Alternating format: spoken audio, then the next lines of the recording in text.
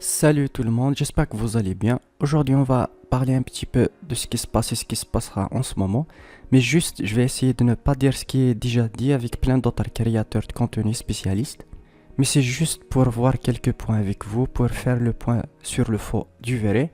Et à la fin, je vais vous partager cette étape pour réduire le risque d'infection annoncé par l'OMS.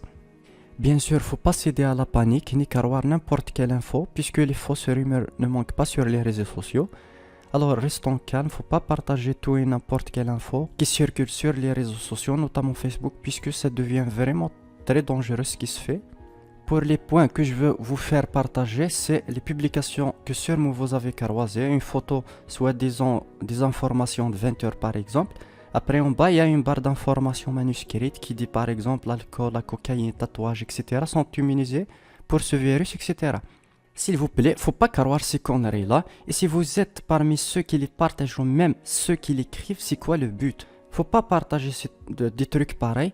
C'est juste des gens mal intentionnés qui vont sur un site que je vais pas mentionner puisqu'il y en a plein qui permettent de faire ce genre d'image et d'écrire de fausses informations en bas d'une photo soi-disant prise sur les informations. Alors s'il vous plaît, signalez ce genre de publication. Il y a vraiment des gens qui croient à ces rumeurs. Pour le moment où j'écris cet épisode, il n'existe aucun vaccin testé. Bien sûr, des échantillons sont mis en place notamment en USA et en Allemagne. D'ailleurs, je vais mettre en description quelques liens de sources de vidéos de gens spécialisés dans le domaine, médecins, spécialistes, ainsi de suite. D'ailleurs, le président des USA a essayé de négocier l'exclusivité d'un vaccin avec le laboratoire allemand. Un point aussi dont je veux parler, c'est les colis reçus en Chine, qu'on achète par exemple sur les sites chinois. Il n'existe aucun risque que le virus soit transmis via les colis, puisqu'il ne va pas survivre assez longtemps dans ces conditions-là.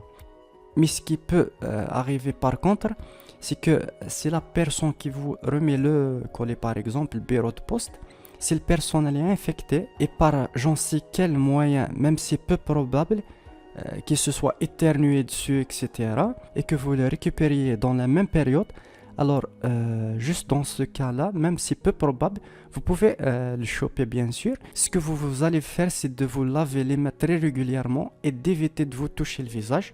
Mais pour les colis, il n'y a aucun risque. Ce qu'il faut savoir, c'est que ce virus se transmet en quelque sorte en gouttelettes. Ce que je veux dire, il suffit pas que quelqu'un respire devant vous et que vous le chopez. Il faut vraiment qu'il vous touche dessus ou qu'il touche un truc qu'il va contaminer, que vous ensuite vous touchez ce truc là et que vous vous touchez le visage. Justement, pourquoi se laver les mains très régulièrement et pourquoi c'est important? Puisque si vous avez touché un truc contaminé, par exemple si vous avez le virus dans vos mains, si vous vous lavez très bien les mains, le virus va disparaître. Il va pas vous contaminer, c'est juste ça. Pour les restrictions sanitaires, il faut comprendre et être compréhensible et responsable, puisque même si vous n'êtes pas en risque, mais vous pouvez être un transmetteur de ce virus. Ces mesures-là, c'est pour empêcher la propagation et être en mesure de gérer tout ça et de se préparer. S'il vous plaît, ce que je vais redire par rapport aux autres, c'est un point très important, c'est les interactions sociales bien sûr.